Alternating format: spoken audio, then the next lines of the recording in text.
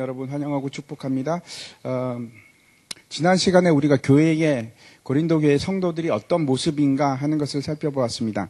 대부분 고린도 교회 성도들이 어떤 모습인가 하면 이빨도 아직 나지 않은 유아들 같은 사람들이었습니다. 그런 성도들이었습니다. 이렇게 얘기하고 있는데 그 사람들은 이제 어떻게 칭하는가? 육신에 속한 자, 기억나시죠? 라고 합니다. 고린도 교회 성도들이 이제 대표적인 것들이 뭔가 하면 육신에 속한 자들이 하는 것들이 있는데 큰 대표적인 것 중에 하나가 이제 서로 당을 짓고 그리고 이제 싸우는 겁니다. 그래서 이 그룹 저 그룹 나뉘게 되고 시기를 하고 아니면 경쟁을 하고 그런 일들이 이제 허다하게 벌어지는 겁니다. 서로가 서로에게 도움을 주는 것이 아니고 역기능이 되는 거죠. 야, 저 사람 때문에 나 교회 가기 싫다. 이런 생각을 가지게끔 하는 겁니다. 에베소서 말씀 한번 보도록 하겠습니다. 4장인데 1절부터 4절까지 말씀 제가 읽어보면 그러므로 주 안에서 갇힌 내가 너희를 권하노니 너희가 부르심을 받은 일에 합당하게 행하여 모든 겸손과 온유로 하고 오래 참음으로 사랑 가운데서 서로 용납하고 평안에 매는 줄로 성령이 하나 되게 하신 것을 힘써 지키라. 몸이 하나요 성령도 한 분이시니 이와 같이 너희가 부르심의 한 소망 안에서 부르심을 받았느니라. 사도 바울이 지금 무엇을 강조하고 있는지 금방 드러납니다. 뭡니까? 너희가 하나됨을 지키라. 나뉘지 말고 하나됨을 지키라. 너희가 부르심을 받았는데 그 부르심이 뭔가? 우리가 왜 부르심을 받았을까요? 우리는 교회로 부르심을 받았습니다. 교회는 예수 그리스도의 몸입니다. 나뉠 수가 없습니다. 머리가 두 개입니까? 머리도 하나입니다. 예수 그리스도. 그분만이 우리의 머리입니다. 담임 목사가 머리가 될 수 있습니까? 절대 그럴 수 없습니다. 저도 지체고 여러분도 지체고 우리의 머리는 예수 그리스도 한 분밖에 없습니다. 그런데 그 몸이 서로 갈라져서 서로 찢기고 서로 싸운다. 끔찍한 일이지 않습니까? 몸도 둘이 아닙니다. 머리가 둘이 될 수 없듯이 몸도 둘이 아니고 그 몸을 이루는 합당한 부르심이 있는데 그 부르심대로 행하라. 하나 되게 하라. 이런 말씀입니다. 몸도 하나고 성령도 하나고 부르심의 소망도 하나고 다 하나입니다. 두 개가 없습니다. 그래서 간곡하게 권하는 것이 뭔가? 겸손하고 온유하고 오래 참음으로 사랑으로 서로를 용납하라. 어린 아이들은 유아들은 이런 거 절대 못합니다. 절대 할 수 없는 일들입니다. 무리한 요구죠. 근데 어른들은 할 수 있습니다.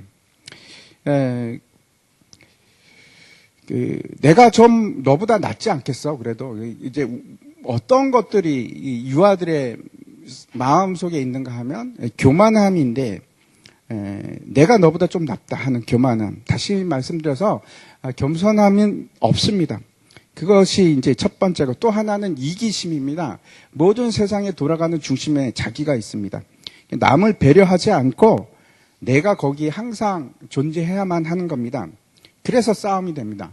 내가 비껴날 수가 없으니까 내가 중심에 있어야 되니까 어린아이하고 어른하고 싸우면 싸움이 됩니까? 싸움이 안 됩니다. 그렇죠. 어른이 물러서지요. 유아하고 무슨 싸움을 하겠습니까? 물러서는데 어른은 다 참고 들어주고 그런데 그런 어른이 없는 겁니다. 고린도 교회에 어른이 없고 서로 싸움을 하는데 왜 싸웁니까? 수준이 똑같으니까. 고등학생하고 초등학생하고 싸움이 안 됩니다. 그렇죠. 비슷 대등해야지 싸움이 되지 않겠습니까? 다른 사람들이 아니고 우리들이 그런 모습입니다. 고린도 교회만 그런 것이 아니고 전 세계의 대부분의 교회들이 유아들이 많이 있습니다. 우리도 그렇고. 어떤 청년이 그 고민을 하는 걸 제가 들은 적이 있습니다. 뭐라고 하는가 하면 자신은 평생 남에게 해 끼치지 않고 그렇게 살아왔는데 착하게 살아왔는데 근데 다른 사람이 이제 자기한테 그러는 겁니다. 너는 너무 자존감이 낮아. 그리고 자존심은 엄청 세. 이렇게 얘기를 하는 겁니다. 그래서 누군가 자신에게 상처가 되는 얘기를 요만큼만 내뱉으면 참을 수가 없는 거죠. 얼굴에 드러나기 시작합니다. 그냥 부글부글 끓기 시작하고 갑자기 확 올라오고 꾹 참는 거죠. 어떤 사람은 참지 못하고 뭐 내뱉을 수도 있고. 그래서 방어적이 됩니다. 마음이 상하는 겁니다. 자존심이 강하다. 이렇게 우리가 이제 얘기를 하지 않습니까? 그런 사람 보고. 또 다른 면으로 늘 어떤 생각을 하는가 하면 나는 남들보다 좀 부족한 것 같아. 나는 남들보다 좀 못한 것 같아. 다른 사람은 다 잘하는 것 같은데 왜 나는 이럴까? 나는 내세울 게 하나도 없어. 나 뭘 잘하지? 잘하는 게 하나도 없어. 이런 생각입니다. 그래서 그 생각에 이제 내가 집착하기 시작하면서 나는 뭐 아무것도 못하는 것 같아. 한번 생각해 보시기 바랍니다. 그런 걸 뭐라고 합니까? 자존감이 낮다 막 그렇게 얘기하지 않습니까? 여러분은 어떠십니까? 제가 보기에는 물론 이제 그렇지 않은 사람도 많이 있을 수도 있겠습니다만 대부분의 사람들이 그렇죠. 자존감이 낮습니다. 자존감이 굉장히 높은 사람이 몇 명이나 되겠습니까? 그렇죠. 여러분도 그렇게 동의하지 않습니까? 특별히 이제 남자들은 좀 덜한 편인데 여자분들은 제가 보면은 되게 자존감이 낮으신 분들이 많이 있습니다. 근데 한번 생각해 보시기 바랍니다. 만약에 내가 원래 엄청 자존감이 낮아. 그런 반면에 나는 아주 자존심이 높아. 아주 그냥 자존심은 높아. 그래서 나는 나를 깎아내리는 건 도저히 참을 수가 없어. 라고 결론을 지어버리면 여러분이 그렇게 마음에 딱 나는 그런 사람이야. 자존감은 낮고 자존심은 높은 사람이야. 이렇게 결정을 해버리면 그 틀 안에서 벗어나질 못합니다. 거기에 갇혀버리는 겁니다. 제가 왜 이런 얘기를 하는가 하면 그 비교지 않습니까? 높고 낮은 비교입니다. 그렇죠? 비교하는 데서 생기는 겁니다. 그런데 많은 사람들이 다 같이 낮은 자존감을 가지고 있습니다. 높은 사람은 많지 않고 대부분의 사람이 낮은 자존감을 가지고 있으면 그걸 낮은 자존감이라고 얘기하는 것이 맞는가 하는 겁니다. 다 낮은데 뭐 똑같은데 뭐 높은 사람이 몇 명 안 되는데 그게 뭐 물론 상태가 좀 덜하건 뭐 심하건 뭐 그런 차이가 있을지도 모르겠습니다. 약간 높고 낮은. 그런데 대부분의 사람들이 자존감이 낮은 겁니다. 그런데 그걸 나는 자존감이 낮아 해서 그것이 자기 자신의 약점으로 생각하고 하는 것이 도대체 맞는가? 거기에 머물러 있는 것이 맞는가? 그러면 그거는 그렇죠. 벌써 자기가 지금 규정하고 있는 카테고리가 틀린 겁니다. 잘못 지금 들어간 겁니다. 대부분이 자존감이 낮다고 한다면 그렇죠. 그걸 가지고 규정하는 것은 이상한 일입니다. 가정 자체가 틀린 겁니다. 모든 사람보다 낮다는 표현을 다른 대부분의 사람이 낮다면 자존감이 낮아 그런 게 아니고 내 자존감은 일반적이야 이렇게 하는 것이 맞지 않습니까? 그렇죠? 내 자존감은 일반적이야. 자존심도 마찬가지입니다. 세상에 자존심 낮은 사람이 어디 있습니까? 저도 굉장히 자존심 상할 때가 많습니다. 저만 그렇겠습니까? 여러분도 다 그렇지 않습니까? 자존심이 다 셉니다. 무시당하는 거 좋아하는 사람이 누가 있겠습니까? 근데 그걸 어떻게 참아내고 받아내는가? 나에게 화살이 날라오는데 그걸 그냥 가슴으로 딱 받아버리는 게 아니고 살짝 피할 수도 있는데 왜 그걸 자기 가슴으로 가서 딱 받아버리는가? 그래서 상처를 받는가? 그걸 쏜 사람은 그러면 저 사람에게 상처를 주기 위해서 그렇게 쏩니까? 대부분 그렇지 않습니다. 그렇죠? 대부분 왜 그런가 하면 대부분의 사람들은 남한테 그렇게 관심이 없습니다. 자기 자신에게 관심이 있습니다. 이게 무슨 말인가 하면 누가 화살을 쐈습니다. 그러면 가슴으로 딱 맞고 죽는 것이 아니고 그런 것이 아니고 살짝 피하면서 웃을 수 있지 않습니까? 근데 그게 왜 안 되는가? 상대방은 그런 별로 의도도 없는데 왜 그렇게 민감할까? 왜 그럴까요?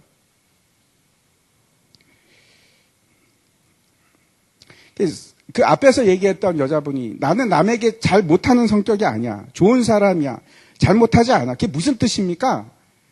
나는 남들에게 피해 주기 싫다는 겁니다. 그렇죠? 마음이 착해서 그럴 수도 있지만 그 핵심 감정 중에는 어떤 것이 있는가 하면 나는 남에게 잘 보이고 싶어. 남들에게 잘 보이고 싶어 하는 욕구가 강한 겁니다. 그래서 사실은 그걸 위해서 노력하는 사람입니다.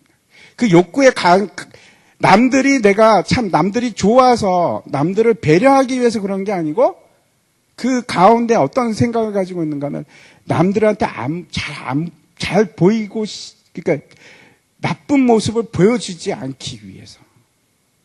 그 핵심이 누굽니까? 자기 자신.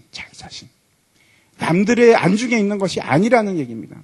남들이 내가 사랑하기 때문에 남들을 위하려고 그래서 남들한테 배려하고 좋게 행하는 것이 아니고 남들한테 내 모습을, 좋은 모습을 보여주려고. 결국 똑같습니다. 그렇죠? 중심에 누가 있습니까? 자기 자신. 무슨 말씀인지 이해 가시죠? 결국 자존심. 왜 그렇습니까?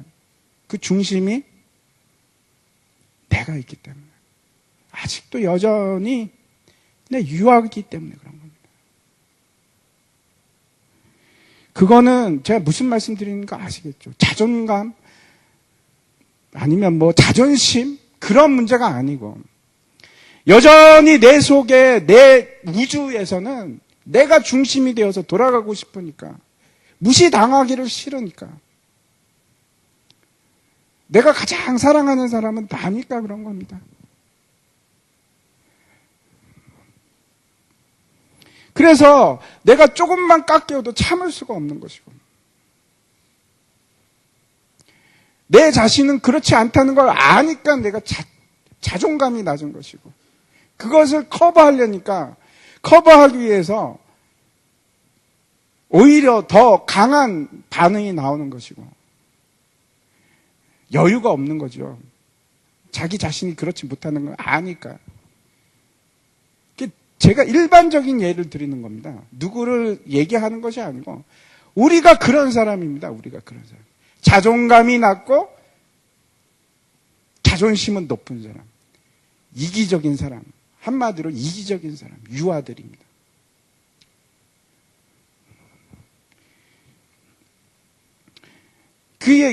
그 특성이 뭐냐면 결코 성령의 지배를 받는 것이 아니고 여전히 내가 육신의 지배 하에서 살아가기 때문에, 육신의 지배를 받고 있기 때문에 그런 일들이 생기는 겁니다. 그걸 도대체 어떻게 바꿀 수 있을까? 육신에 속한 자들의 특징이 무엇이라고 제가 말씀을 드렸는데 기억나십니까? 3가지 부류를 말씀드렸습니다. 첫 번째, 육에 속한 사람들. 육이라는 것은 육신하고 또 다른 의미입니다. 자연에 속한 사람이라는 뜻입니다. 그래서 예수 믿지 않는 사람들. 이 사람들은 우리하고 상관이 없는 사람들. 예수 믿지 않는 사람들. 그분들은 어떤 분들인가 하면 그냥 본성대로 살아가는 분들입니다. 그런 사람들이 한 부류가 있고 우리 중에는 없을 겁니다. 특별히 금요 기대에 오신 분들은 육에 속한 사람은 없다고 제가 확신합니다. 예수 안 믿는 사람이 어디 있겠습니까? 여기 계신 분들은. 근데 나머지 2 부류가 있는데 하나는 신령한 사람이라고도 나오고 신령한 자라고도 나오고 또 하나는 뭐라고 또 어떻게도 표현합니까? 영에 속한 사람, 성령에 속한 사람, 성령의 지배를 받는 사람들입니다. 그리고 이제 3번째, 지난 시간에 우리가 함께 봤던 육신에 속한 사람, 성령이 임재해 있음에도 불구하고 여전히 컨트롤 누가 지배하고 있는가? 내 육신이 지배하고 있는 사람. 그런 사람들이 어린아이와 같은 사람들입니다. 그런데 중요한 거는 이겁니다. 자라가는 거. 자라가야 합니다. 바뀔 수 있습니다. 그래서 자존감이 낮아지고, 하여튼 그런 것들은 어떻게 바뀌는가? 내 속에 성령이 지배를 받기 시작하면 그건 당연히 그렇죠. 사라지는 것들입니다. 유아기만 계속 있는 것이 아니고 한두 번 이제 처음에는 계속 육신의 지배를 받아가다가 한두 번 성령의 지배를 받는 경험을 계속 하는데 그게 점점 횟수가 늘어나는 겁니다. 계속 늘어나는 겁니다. 그래서 처음에는 몇 번만 하루에 한 번이면 성령의 지배를 받으면 좋은 그런 상황이었는데 그게 아니고 수시로 성령의 지배를 받는 사람으로. 그게 이제 장성한 자가 되는 겁니다. 어린아이를 벗어나서 장성한 자가 되는 겁니다. 그걸 뭐라고 합니까? 우리가 성화라고 합니다. 성화. 점점 거룩해지는 거. 그래서 이제 지난 시간에는 이와 같이 고린도 교회 성도들, 또 우리들이죠. 우리들이기도 합니다. 그런 자들이 어떤 자들인가? 어린아이와 같은 자들이라는 것을 이제 봤는데, 오늘 본문은 교인, 그 성도들은 그런데, 그 사역자들이 어떤 자들인가 하는 것을 이제 처음에 말씀하고 있습니다. 본문 5절과 6절 말씀 한번 보겠습니다. 같이 한번 읽겠습니다. 시작. 그런즉 아볼로는 무엇이며 바울은 무엇이냐? 그들은 주께서 각각 주신 대로 너희로 하여금 믿게 한 사역자들이니라. 나는 심었고 아볼로는 물을 주었으되 오직 하나님께서 자라나게 하셨으니. 뭐라고 말씀하시는가 하면 사역자지만 그 기능들이 다 다르다. 이렇게 지금 말씀하는 겁니다. 바울이 했던 일이 뭔가? 심는 일을 했습니다. 그 심는 것이 씨를 심는 건데, 심는다 하는 것은 어떤 뜻인가 하면 새로운 일을 시작한다, 그런 의미를 가지고 있습니다. 그게 기본적인 개념입니다. 씨를 심는 거. 그게 뭔가 하면, 그렇죠? 아시죠? 예, 복음을 전하는 일을 사도 바울이 했습니다. 그게 이 사람의 은사입니다. 사도 바울이 선교 여행을 하면서 이렇게 쭉 돌아다니면서 하는 걸 보면 특징이 있는데, 사도 바울이 한 곳에 오래 있지를 못합니다.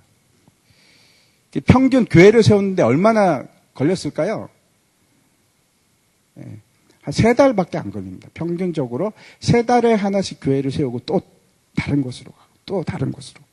물론 이제 제일 오래 교회를 세우고 보살폈던 곳이 어딘가 하면 에베소 교회인데, 거기는 이제 토탈 한 3년 정도 있었습니다.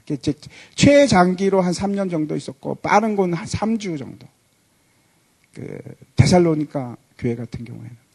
그래서 평균 한 3개월이면, 이제 교회를 세우고 떠납니다. 근데 한번 생각해 보십시오.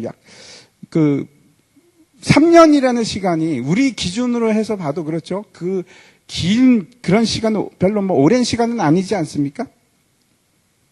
제가 이제 한번 생각을 해봤는데, 조금 며칠 있으면 제가 이제 밖으로 이사를 갑니다. 밖으로 이사를 나가는데 참 감사합니다. 이제 교회에서 집을 또 마련해 주셔서 밖으로 나가게 됐습니다. 근데 벌써 제가 한국에 들어와서 여기 산 지가 거의 5년이 다 돼 갑니다. 제가 그걸 생각하면서 깜짝 놀랐습니다. 벌써 이렇게 5년이나 돼가나. 제 평생에 가장 오래 산 집이 저기입니다.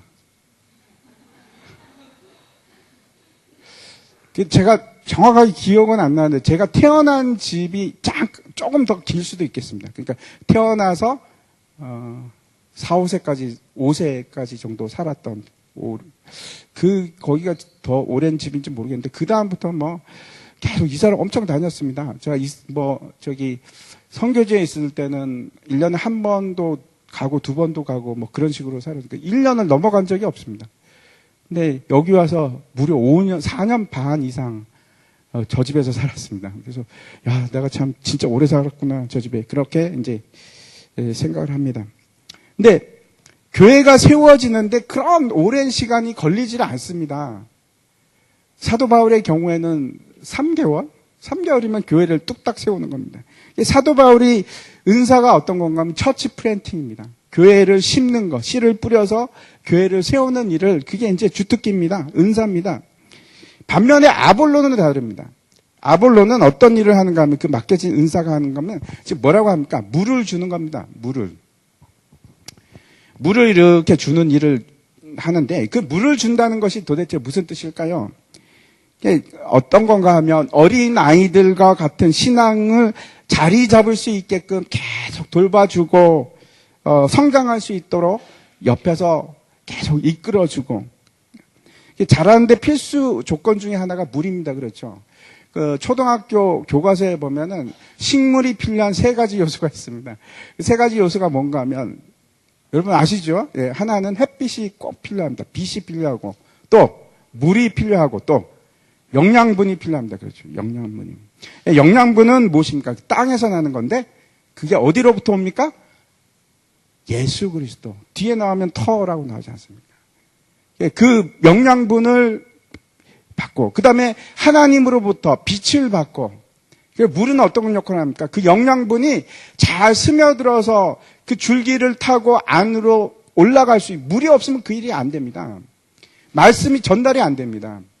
그래서 그 아볼로가 그 일을 하는 겁니다. 잘 키우고, 그 다음에 그 물을 계속 공급해서 타지 않도록, 말라버리지 않도록 막아주고, 보살피고, 그런 일을 이제 돌보면서 가림막을 하고, 그런 일을 누가 잘하는가?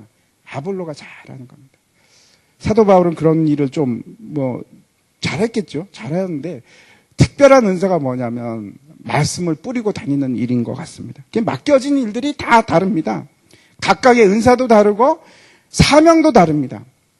그리고 각각의 사역자가 반드시 필요할 뿐만 아니고 다양성이 존재합니다.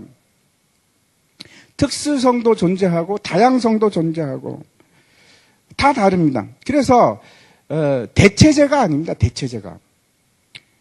모든 사역자들이 그렇습니다. 이 사람 아니면 저 사람 쓰지 하는 것이 아니고 각각에 맡겨진 사역들이 있는 겁니다. 보완제의 역할입니다. 보완제. 그래서 다 필요한 겁니다. 필요하지 않는 것이 없습니다. 만약에 교회는 절대적으로 한 사람으로 일해서 왕 같은 한 사람으로 이루어진다. 그렇지 않습니다. 교회는 그렇게 되지 않습니다. 그렇다면 문제가 있는 겁니다. 그렇지 않고 교회는 한 사람이 아니고 다양한 은사를 가진 사람들이 다양한 방법으로 함께 만들어가는 것이 그게 교회입니다. 보완하고 그 다음에 필요한 것들을 커버해주고 그런 일들을 하는 겁니다. 그런데 그런 일을 하는데 정말 중요한 것은 뭔가 하면 잘하게 하는 겁니다. 근데 그 잘하게 하는 것은 누가 하는 것인가? 6절과 7절을 한번 보겠습니다. 같이 한번 읽을까요? 같이 읽겠습니다. 시작. 나는 심었고 아볼로는 물을 주었으되 오직 하나님께서 자라나게 하셨나니 그런즉 심는 이나 물 주는 이는 아무것도 아니로되 아무것도 아니라 오직 자라게 하시는 이는 하나님뿐이니라. 그래서 심는 일이나 물 주는 일이나 그거는 정말 중요한 일이 아니고 그냥 도구로 사용되었을 뿐이고 실제로 핵심 사역은 뭔가 자라나게끔 하는 겁니다.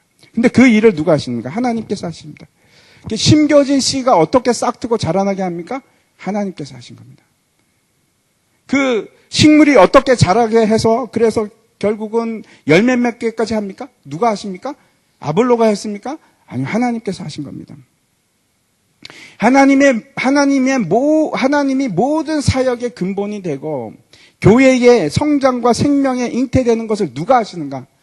목사가 합니까? 네, 하나님께서 하십니다. 하나님께서 하십니다.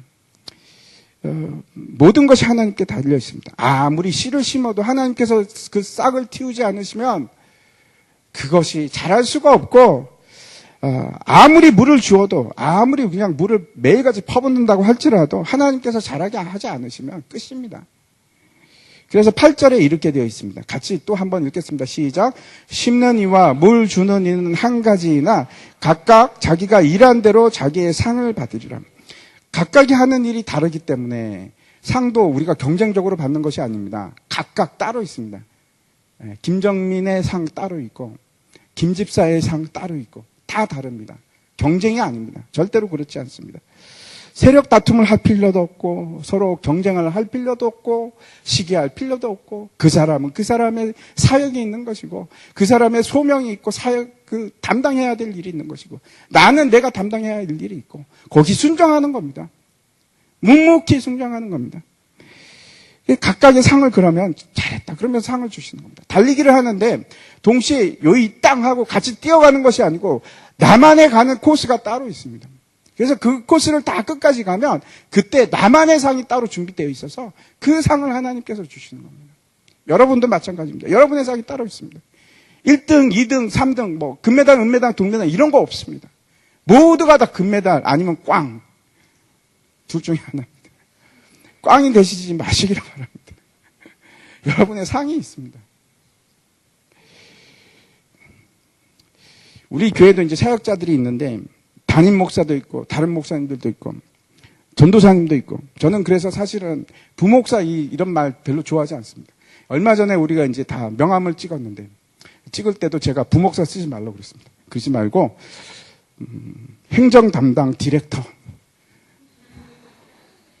예배 담당 디렉터. 그런 식으로 하라고.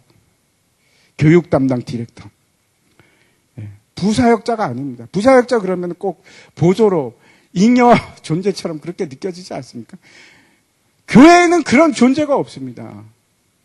여러분이 일을 안 할 뿐이지 잉여는 없습니다. 막혀진 일이 다 있는 겁니다. 여러분 한번 보십시오. 몸을 보십시오. 심지어는 요즘에는 그러지 않습니까? 이게 불필요한 기관이 하나도 없지 않습니까? 복막염에 걸려도 그것도 다 필요한 거라고. 떼지 말라고 그러지 않습니까? 안 뗄 수만 있으면. 하나님께서 그런 걸 만드셨겠습니까?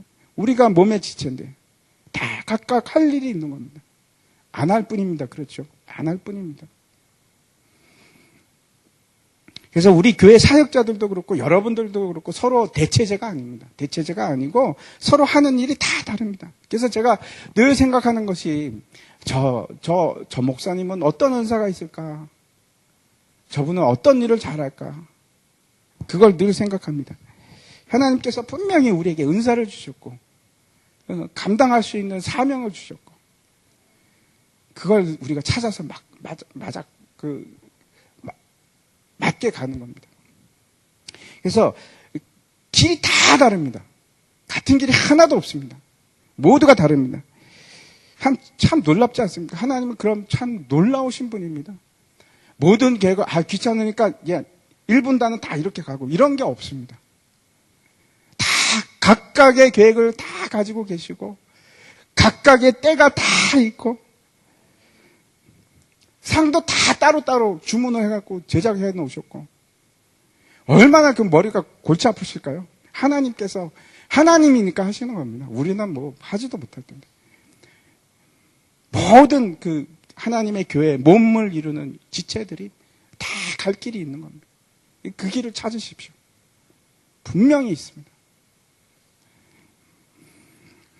그래서 이 사람이 더 좋다. 이 사람은 더 훌륭하다. 이런 거 없습니다. 그래서 이런 겁니다. 지금 그 고린도 교회에서 바울이 더 훌륭한 것 같아. 아볼로가 아니야. 무슨 소리야. 아볼로가 더 낫지.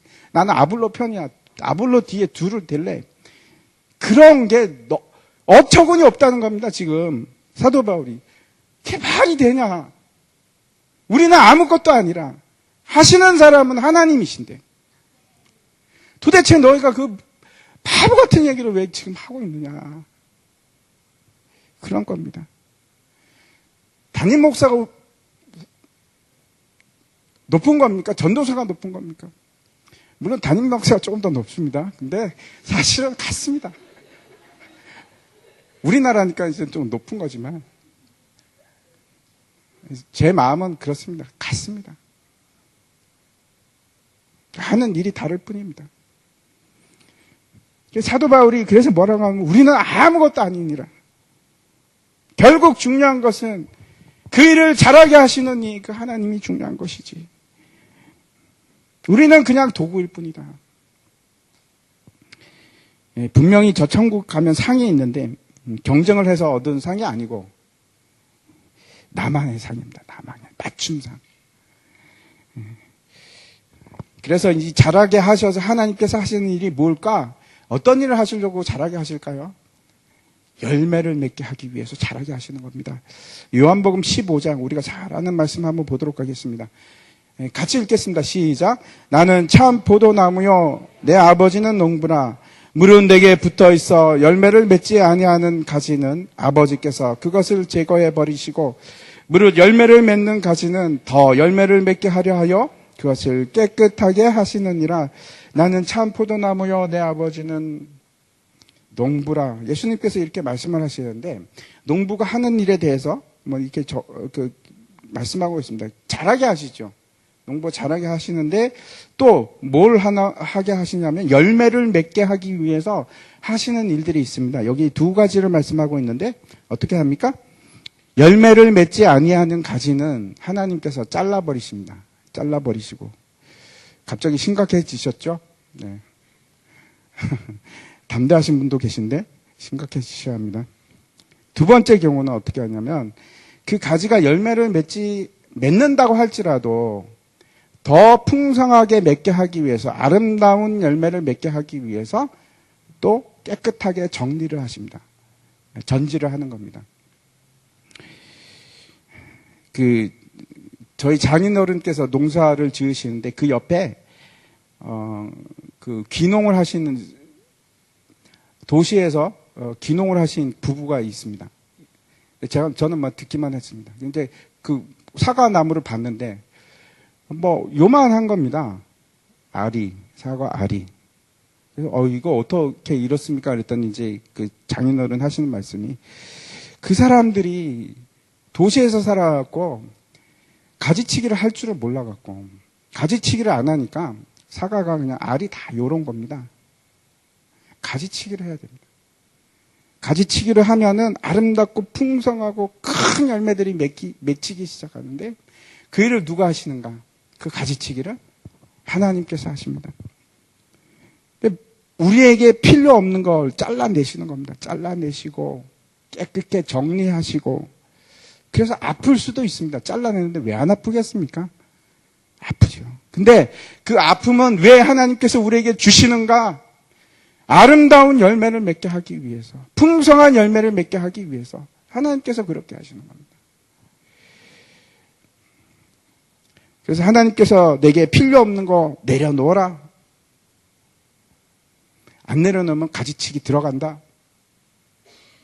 잘라버리시고. 그럴 때 가지치기를 딱 당할 때 오히려 감사해야 됩니다. 왜 감사하십니까? 틀림없이 아름답고 풍성한 사과가 맺힐 겁니다. 열매가 맺힐 겁니다. 포도가 맺힐 겁니다. 하나님께서 내가 내려놓지를 못하니까 하나님께서 억지로라도 자르시는 겁니다. 사람이 참 미련해서 놓고 싶지가 않습니다. 저도 똑같습니다. 저는 다르겠습니까? 저도 똑같습니다. 근데 하나님께서 나를 옥석으로 만들게 하기 위해서 여기도 자르고 저기도 자르고 아름다운 열매를 맺게 하기 위해서. 그래서 그렇게 생각하십시오. 야, 아픔이 올 때마다 내가 거룩해지는구나. 내가 아름다워지는구나. 여기 잘리고 저기 잘리고 괜찮습니다. 그 정도로는 안 죽습니다. 걱정하지 마십시오. 웬만해서 사람이 그렇게 쉽게 무너지지 않습니다. 하나님께서 다 방법이 있으시니까 그렇게 하시는 겁니다. 계획이 있으십니다. 신뢰하십시오. 하나님께서 무턱대고 그렇게 하시겠습니까? 계획도 없이? 그 전능하신 하나님께서? 그 사랑하는 아들과 딸에게? 그렇지 않습니다. 그런 일로 굶어 죽을 일도 없고 내가 망가질 일도 없습니다. 오히려 강하고 튼튼하게 아름다워질 겁니다. 그렇게 해서 우리에게 어떤 열매를 주십니까? 뭘 맺게 하십니까? 그게 이제 마태복음에 보면 그러지 않습니까? 7장에 보면 그 나무를 보면 그 열매를 보면 그 나무가 뭔지 안다고. 우리 열매를 보면 우리 나무가 어떤 건지 알 수 있습니다. 우리는 어떤 사람이 어떤 열매를 맺는 겁니까? 우리는 영에 속한 사람이면, 성령에 속한 사람이면, 성령의 나무면, 그렇죠? 무슨 열매를 맺습니까? 성령의 열매를 맺는 겁니다. 다 잘 아시죠? 그 갈라디아서 5장 말씀 한번 보겠습니다. 같이 읽겠습니다. 시작. 오직 성령의 열매는 사랑과 희락과 화평과 오래 참음과 자비와 양성과 충성과 온유와 절제니 이 같은 것을 금지할 법이 없느니라. 그리스도 예수의 사람들은 육체와 함께 그 정욕과 탐심을 십자가에 못 박았느니라. 만일 우리가 성령으로 살면 또한 성령으로 행할지니 헛된 영광을 구하여 서로 노엽게 하거나 서로 투기하지 말지니라. 우리가 맺는 열매는 다른 것이 아니고 성령의 열매입니다. 사랑과 희락과 화평. 왜? 우리는 성령의 사람이니까. 영에 속한 자가 되면 영의 열매를 맺는 것입니다. 성령의 열매를 맺는 겁니다. 근데 여기 또 나옵니다. 무슨 얘기가 나옵니까? 또 나오는 것이 서로 싸우거나 투기하지 말랍니다. 여기도 또 그 얘기 또 하십니다. 투기하지 말라는 것이 어떤 겁니까? 시기하지 말라. 남과 나를 비교하지 말라. 이기적으로 되지 말라. 너의 중심에 너를 두지 말고 누구를 둬야 됩니까? 성령 하나님, 예수 그리스도가 내 중심에 있으면 그게 극복이 됩니다. 극복이 됩니다. 예수님이 내 중심에서 내가 가장 사랑하고 가장 아끼는 것이 되면 자존심이 사라지는 겁니다. 자존심이 사라지고.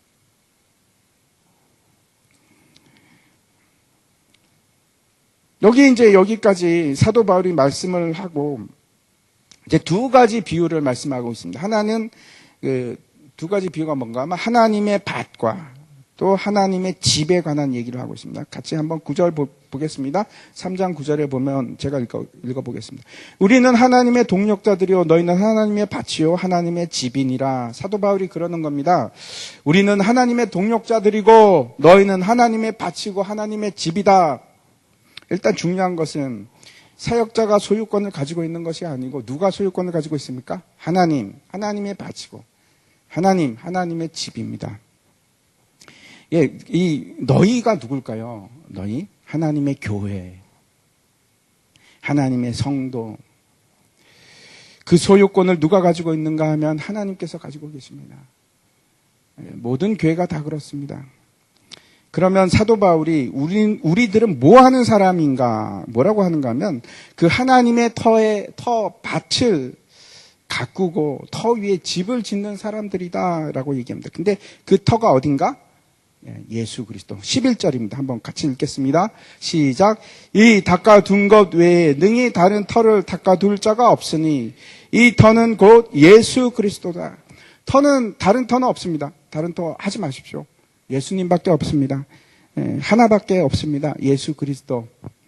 그리고 이 터는 다시 닦을 필요도 없습니다. 다 닦여 있습니다. 아주 잘 닦여 있습니다. 기름진 밭입니다. 아주 튼튼한 밭입니다. 안전하고 흔들리지 않습니다. 변하지 않습니다. 다른 곳에 세우는 것은 어리석은 일입니다. 이 진리 위에 세우시기 바랍니다. 마태복음 7장에도 똑같은 말씀하십니다. 그렇죠? 집을 반석 위에 세울 것인가 아니면 모래 위에 세울 것인가? 반석 위에 세우시는 겁니다. 다른 곳에 세우시면 안 됩니다. 진리 위에 세워야지 흔들리지도 않고 비가 와고 창수가 나도 괜찮습니다. 무너지지 않습니다. 반석 위에 세우는 겁니다. 다른 데 세우지 마십시오. 많은 사람들이 집을 세우는데 엉뚱한 데 세웁니다. 반석 위에 세우셔야 됩니다. 허탄한 신화 위에 세우지 마십시오. 복음이 아닌 데 세우지 마십시오. 예수 그리스도 외에는 우리에게 다른 터가 없습니다. 많은 사람들이 집을 세우는데 저와 같은 목회자만 세웁니까? 아닙니다. 사도 바울이 지금 이 터 위에 집을 세우는 얘기를 하고 있는데 누구에게 하는가 하면 고린도 교회 교인들에게 지금 하는 겁니다. 우리는 교회에서 제자이기도 하고 밖으로 나가면 어떤 사람이 되는가? 보내심을 받은 자, 세상에 왕 같은 제사장이 되는 자가 누군가? 우리들입니다. 우리들이 바로 그 사람들입니다. 그래서 우리 모두에게 해당하는 말이기도 합니다. 다시 처음 주제로 돌아가서 유아 같은 이 고린도 교회 교인들에게 너희들 역시 그리스도라고 라고 하는 터 위에 집을 세우는 사람들이다라고 얘기를 합니다. 그런데 중요한 것은 그 집의 재료가 뭐가 되는가 하는 것이 너무나 중요합니다. 무엇으로 세워야 합니까? 12절하고 13절에 나와 있는데 같이 보겠습니다. 같이 읽겠습니다. 시작.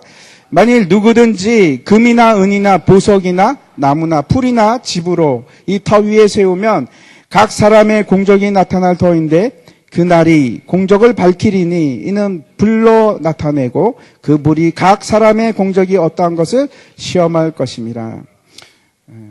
우리 딸이 엊그제 저에게 질문을 하는데 그런 걸 본 적이 없으니까 아빠, 집 바닥을 나무로 깔아도 돼? 괜찮아?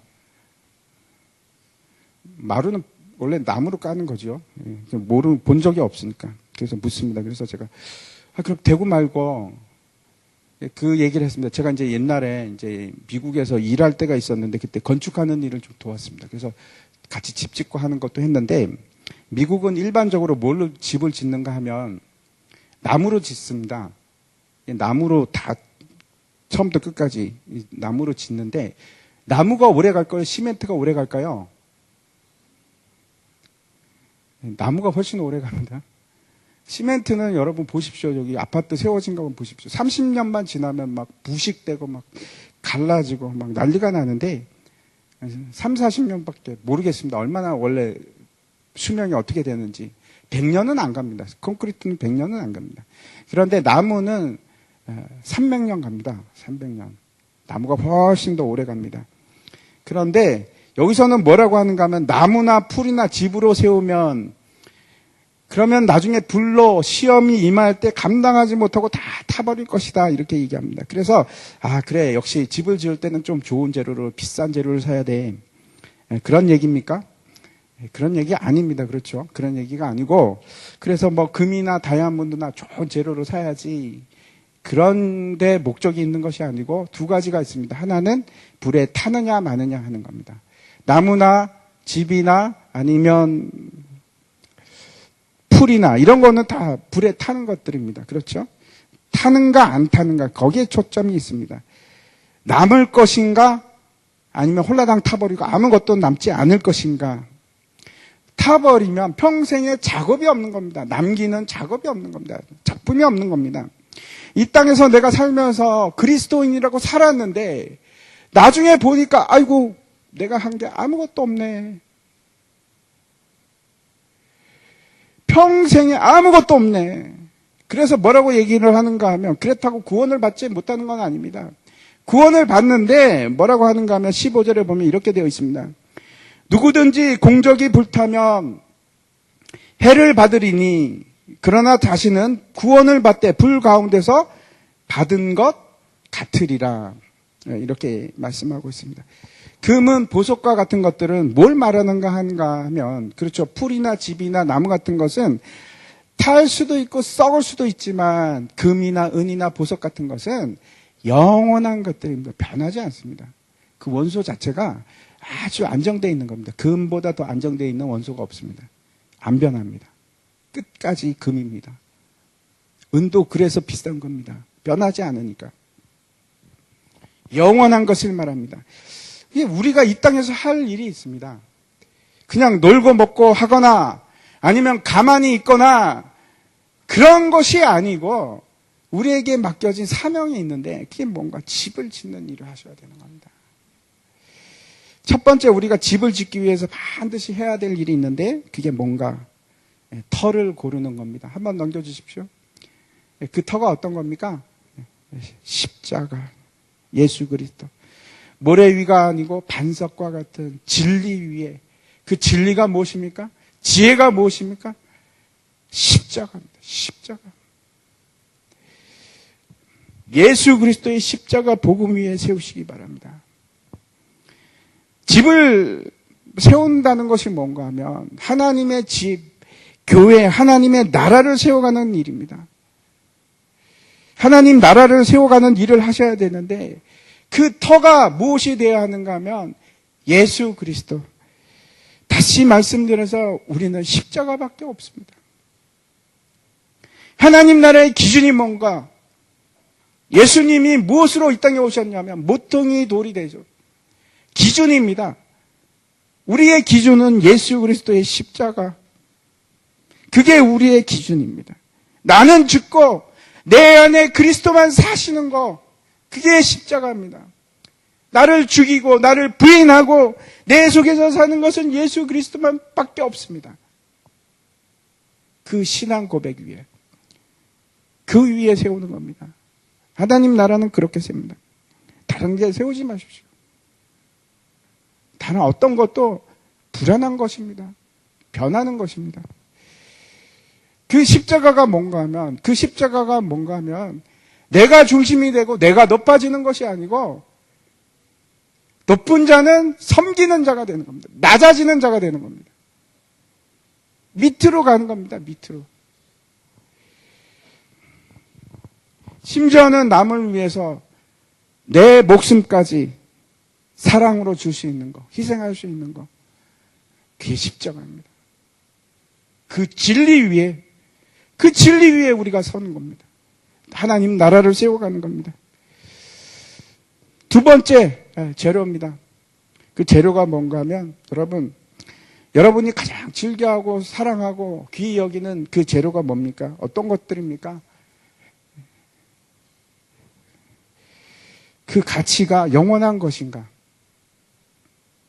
내가 즐겨 좋아하는 것들이 영원한 것인가? 생각해 보십시오. 세상에서 영원한 것은 다른 게 아닙니다. 사랑입니다. 믿음, 소망, 사랑. 그 중에서도 제일은 사랑이라. 끝까지 영원히 남는 것은 사랑입니다. 하나님께서 우리에게 두 가지를 요구하십니다. 하나는 내 마음과 힘과 뜻을 다해서 내 하나님 여호와를 사랑하는 것이고, 두 번째는 내 이웃을 내 몸과 같이 사랑하는 것. 그렇게 세우는 겁니다. 집은 어떻게 세우는 겁니까? 교회를 어떻게 이루어가는 겁니까? 하나님을 사랑하니까 이루어가는 것이고, 내가 하나님이 사랑하는 그 사람들을 사랑하리라. 그 사랑으로 세워가는 겁니다. 교회도 그렇겠습니다. 변치 않는 가치로 세우십시오. 세 번째, 이제 마지막으로 말씀드리고 싶은 것은 그 공적에 관한 말씀입니다. 이 공적이라는 것은 일, 노력, 뭐 이렇게 생겨난 결과물 이런 건데, 그런 것을 말하는 것이 뭔가 하면 한마디로 말씀드리면 수고함입니다. 수고함. 하나님의 집을 세우기 위해서 우리에게 필요한 것이 있는데 수고함이 필요합니다. 만약에 그 수고함, 공적이 없으면 성경이 뭐라고 합니까? 구원을 받기는 받는데 불 가운데 받는 것 같다. 이렇게 말씀하고 있습니다. 여러분, 수고함이 있으시죠? 없으십니까? 있으셔야 합니다. 하나님 나라를 위해서 수고하는 수고함이 있으셔야 합니다. 아무것도 없어. 나중에 봤는데 아무것도 없어. 나는 아무것도 남은 게 없어요. 일하셔야 됩니다. 수고함을 하셔야 됩니다. 제가 말씀드리는 것은 그래서 억지로 율법을 하라는 말이 아닙니다. 하나님을 사랑해서 그의 일이 너무 좋아서 그렇게 하시는 겁니다. 그래서 나중에 하나님께서 우리에게 그러십니다. 착하고 충성된 종아, 수고하였다. 그런 말 들으시기 바랍니다. 제가 한번 말씀드린 적이 있는데, 제가 이제 이란에서 이제 추방당하기 바로 전에 너무 힘들었습니다. 우리 아내랑 저랑 우리가 왜 여기까지 와서 이 총구석에 와갖고 사람들을 들쑤셔갖고 교회를 한다고 그렇게 해가지고 이 사람들을 괴롭혔을까? 다 잡혀가고 너무 마음이 아팠습니다. 그리고 실패한 것 같았습니다. 우리는 아무것도 다 끝났어. 남은 게 없어. 다 잡혀갔어. 그리고 다 부인했어. 예수님 다 부인했어.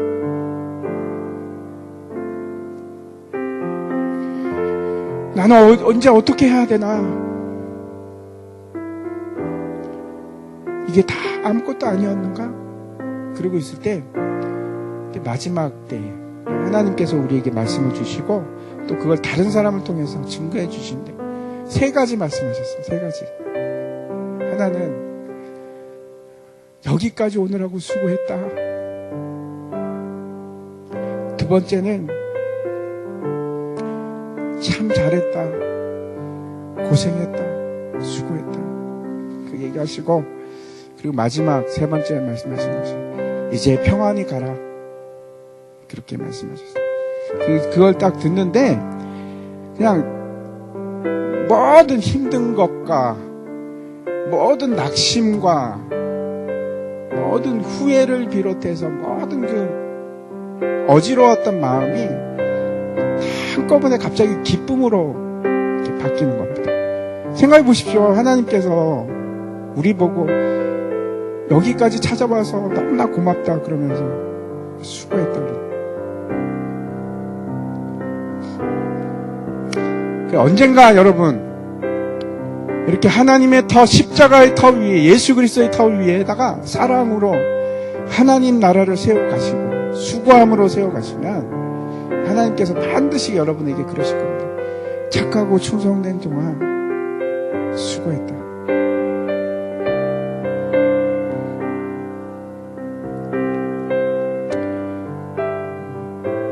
여러분 우리 하나님께서 우리 교회를 세워가시고 함께 하십시다.